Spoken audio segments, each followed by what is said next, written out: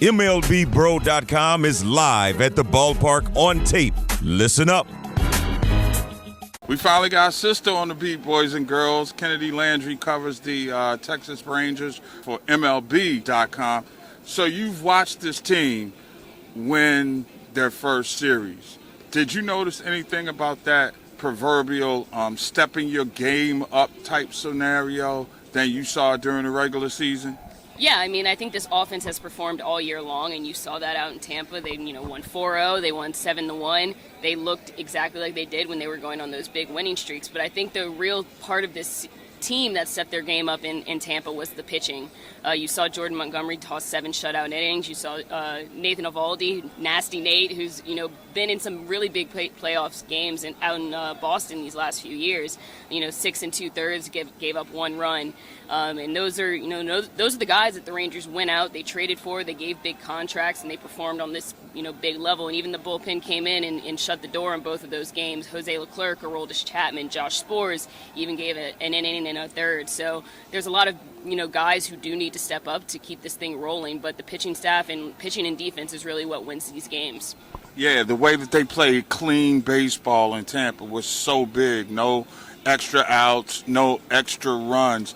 Is that a byproduct of what you noticed this team's key to success all season? Yeah, absolutely. I think you saw last year when they lost 94 games, they just weren't playing clean baseball every day.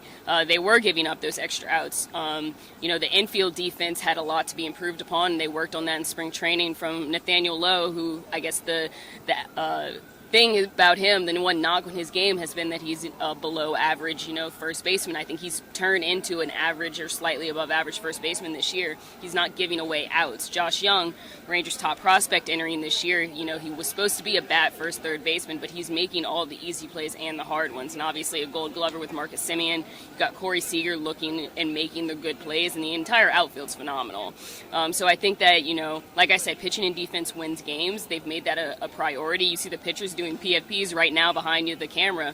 So that's what makes this team special, is that they're able to do the fundamentals well, and if you do that, it only gets better from there. How dangerous is this team right now, even when you consider that Marcus Semien ain't really hitting the ball real well at this point in the postseason? Yeah, this is a very dangerous lineup. Whether or not they're on a roll, it can wake up at any point in time. Marcus Semien went on a 25-game hit streak at one time this season. This is one of his best offensive seasons, and he's finished third in MVP voting twice. I mean, I think you've seen him. He's steady at the top of this lineup. He played 162 games. He never takes a day off. And again, he hits right in front of Corey Seager. So anytime Marcus Semien can get on base, whether that's a walk, a hit, a double, Corey Seager's right behind him to get him in. So I think Marcus can wake up at any time, and the rest of this lineup's really dangerous, 1 through 9. Give me 3 points that you think are going to be key for Texas to win this series.